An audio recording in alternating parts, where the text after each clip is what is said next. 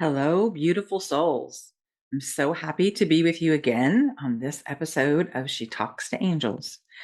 I've been thinking about how to best convey what I'm going through and what we're all kind of going through as a collective on this planet, particularly women and the women that I work with. So this morning, I channeled a message that gets to that point. I wrote it down so that I could read it for you at the start of this podcast, and then I'll talk a little bit more about what it means to me, and how it translates into me as a person in my life experience and my business. So here we go. Weaving together the tapestry that is your most authentic self is the most important work you will ever do. Facilitating this co-creation of the whole holistic version of oneself is your purpose on this planet at this moment in time. Leah, you have the gifts which are uniquely yours to not only do this with joy, beauty, and love. You do this in ways that lead, teach, and support other women to do the same in their own unique way. Your gifts of heart-centered leadership, your drive to share your unique gifts, making a positive impact on thousands and thousands of women, your connection to us, my angelic guidance, and my intuition, combined with your powerful business acumen, place you at the forefront of the movement. Women collectively stepping into and out as their truest selves, fully using their own unique gifts to lead the wave of the divine feminine's collective rising. Well, I have to say that I was a little bit bowled over by this message. I get emotional actually just thinking about it. Very, very powerful. Not surprising in any way to me because I've been feeling this for so long, for the majority of my life, actually, in various permutations that it's taken in terms of my personal and professional lives. The desire to make a positive impact on thousands and thousands of women has always been at the core of who I am, women and girls, actually. The desire to show up as truly me. And I have a very unique background in terms of life and in a non-traditional way, and business experience and career and college and all of those things. Definitely walked my own path, and not one that was necessarily a traditional quotes path. So getting the message in this most powerful way, and just so articulate as my angelic tribe is just really, really solidified what I already knew I wanted to talk about on today's episode. So for you, those of you who know me, you know a lot about my life path and journey to get to where I am in this moment, and ever evolving, definitely ever evolving in every single moment in so many ways. And I, look at things from a perspective of how do all of these experiences and all of these wonderful and tragic and challenging things weave together to create who I am, how I show up in the world, and how I do the work that is so important to me at this time in my life. And, I look back and I think about a lot of things. I have a daughter that's in college that I mostly raised as a single mama, who has been my guiding light for her entire life. And I have a granddaughter that's older than my daughter, that also guiding light in my life for many, many years. And, having them and my connection to them as a guidepost, I've really just stepped into the next right thing for me. Going way back in the beginning of my story as an adultish, I started working at 15 years old. I was working almost full time by the time I was 17 when I moved out on my own. I thought about going to college. I never really had this like life plan paved ahead of time for myself. I ended up working full time, going to college at night, and working full time meant, as I was going to school, I was building my career, working more and more hours, more and more responsibility. I was a director when I got really serious about it, working 60 or 70 hours a week and taking classes at night. So the path was not linear at all in my life and definitely not often smooth. It took me 11 years to get my bachelor's degree, and then one pissed off episode of being treated less than being a woman in high technology finance at the time to force me into I'll use the word quote, force me into a master's program to up level my skills and the ability to get better jobs. So all of that led me to kind of an interesting place. I was a high level finance executive in a software company in Silicon Valley. And, I had kind of checked all of the things on my list. My life looked amazing from the outside. I was married, lived in Silicon Valley, which was an amazing place to be at the time. Great money. I had this great corner office that had these amazing trees outside of it. I mean, you could just kind of go down the list. And I felt very disconnected. I felt disconnected from how I thought I should be feeling with all of this success and all of this, these amazing blessings in my life. I just felt like there was something more. There was something niggling at me. Niggle is a word that is so interesting to me, but that's what I felt. And I now, all these years later, I know that it is very common. And many of us women don't know what to do with that. Like, we don't know how to explore it. We don't know who to talk to about it, especially the more shiny and sparkly and successful our lives appear on the outside. And it is, it's a challenge to try and figure out what to do next. I started exploring metaphysics. I had always been kind of a woo-woo girl, astrology, crystals. I've been, that kind of comes from my core, I guess I should say. Always trusted my gut, didn't really recognize it as formal intuition or guidance at that point in time. It led me inward. This path led me inward, and it led me to a world of exploration and connecting with and those that channeled angels and those that channeled and brought messages from higher guidance into our space. It led me to exploring, Buddhism and reflection and mindfulness and contemplation. I spent so much time. There was a metaphysical bookstore near where I lived at the time, and I would just spend literally every spare moment that I could there. They had a quiet reading nook by a water fountain. I would read and journal and, just explore so many different topics. And this particular bookstore also had speakers and programs. And so I got to see a lot of my teachers, if you will, in person, which really leveled me up in terms of energy and clarity. So it became clear to me that I needed more connection, not only to myself, but being of service to others. Now, when I say that I was a high level director in a finance role, I was, and I also was very human centered. I worked with all across the different functions of the organization: marketing, engineering, HR, communications, etc. And what I really loved was connecting with people. I pulled together $90 million budget for this particular division that I worked for on an annual basis, and worked with the leaders within the organization to do that. So my most enjoyable work was working with the people that I got to connect with.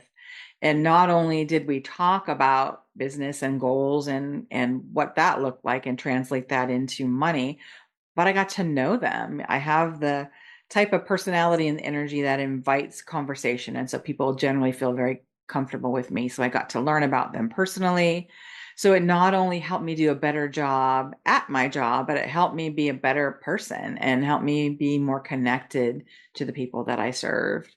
So I took that and joined the corporate giving committee that this company had at the time and really gave back to food drives and food banks in the Bay Area, et cetera, and decided that I wanted more.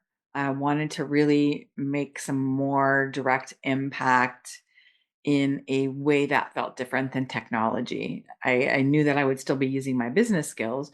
So I looked around. Long story short, I ended up moving out to the valley where I live now, serving as executive director and CEO for over 20 years in human service nonprofits and then eventually educational, not public education and nonprofits, all combined into one organization.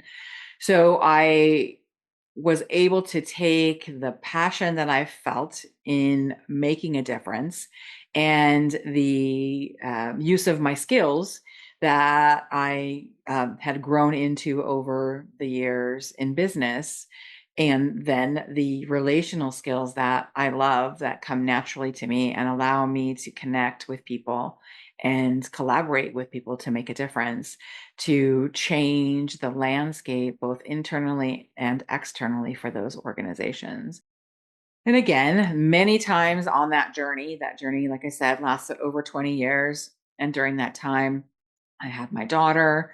So my focus obviously shifted to being the best single mama that I could and partnered mama for the times that I was. And just, really expanding into my vision of facilitating empowered women to live lives that they love. I was able to do it through my CEO jobs in with working with my staff and working one-on-one with my leadership teams and anybody else that reached out. Honestly, I was always an open door type leader and really being able to connect with and use my intuition to help serve them. And that's now what I do with my clients individually and in groups is take the intuition and the guidance that I get on a regular basis and weave that with my business skills to help ferret out kind of what's going on. Oftentimes, women feel the same as I do. Like, look at my life outside, it's shiny and sparkly, and I still feel like something's missing, or I still feel fill in the blank. So many different iterations and versions of ourselves go through this, and it's never the same, and it's a unique experience to every woman that is on this planet and that I've worked with. And it is so personally fulfilling to me and professionally fulfilling to me to be a part of that journey, to really not only use my coaching and consulting skills to do frameworks and to do lead explorations of values and satisfaction levels in various areas of lives, but to use my intuition to share the intuitive guidance that I'm getting to take it to the next level. And it's really all about using that to support the growth process, to support the expansion into the holistic whole version of our authentic selves. And it's very, very powerful work, very deep work, and life-changing work, because I do what I do because I know at the deepest levels of my being that every one of us 100% absolutely deserves to live a life that we love. That's why we're here. We're here to live in joy and fun and connection. Does it mean that we always are in that space? No, because we have to have the challenges and the questions in our hearts and spirits to drive us to continue to expand into that joy and that laughter and fun. And it helps us become better people because we understand that life is not always perfect and we can relate to people as humans. All of us are imperfect and our lives are often imperfect. And we get to make the decision that we want to live wholly into our body, mind, and spirit, into our calling, using the gifts that are uniquely ours. We all have them. We oftentimes don't take the time to double click into them and find out what they are and how we can use them to serve ourselves, our lives, and more if that's what we so desire. And I have seen and I feel and I believe with every fiber in my being that the more that we do this, the more that we connect to each other, the more ripples move out from within us and move into our communities and our states and our nations and our planet. It's the ripple effect that increases our vibration and our energies to make the world a better place. So when I got the words, leading the wave of the divine feminine's collective rising in my channel this morning, I literally just had to stop and take a breath because it feels so big. And I also know that it's not just me.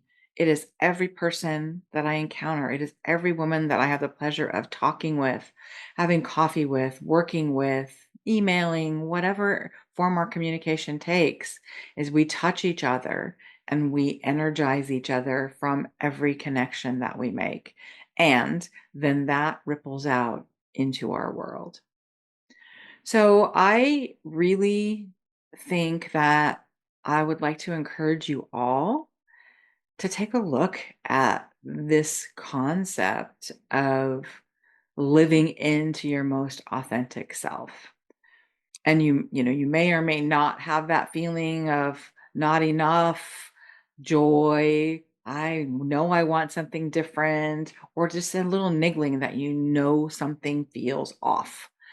Those are the starts to a journey that is so amazing and that most of us take time and time again in our lives. In my experience and in clients' experience, you get to a certain point and it's like, what's next? And it's not a what's next necessarily from a more perspective, but what's next that lights me up?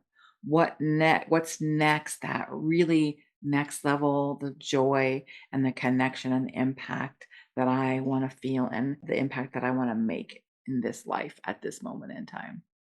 So I'm going to encourage you to think about it and reflect. Some journaling prompts for you if you're interested are, if I could be living my air quote best life right now, what would it look like? And I'm going to encourage you to not focus on the external because so many of us have the external. We have the life that looks from the outside like a life so many people would be grateful to have.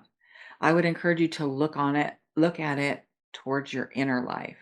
Where am I feeling misaligned? What does it feel like? What would help me feel more in alignment and learn about those things? Do some jotting down of what those things are. And then your next journal prompt would be, how do I live more into those things? How do I bring those items more into focal point in my life?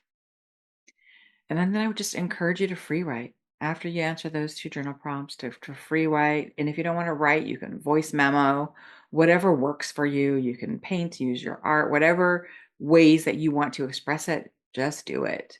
So I would start with those couple of questions and then just do a free write or free voice text or free whatever to kind of wrap it all up and see what comes up for you. Don't restrain yourself. Don't worry about full sentences. Don't worry about grammar. Don't worry about punctuation. Just let it flow and see what comes up for you. Well, my beautiful souls, it's been another fabulous episode. I am just loving this and I'm loving being with you in this way. So please, please help me get the word out by liking, by sharing, by following and subscribing this podcast. So many people I know, so many women could use to hear just an encouraging word or two every now and again, and I hope that I am one to do that. So, as usual, I'm thinking about you all and sending you all so much love.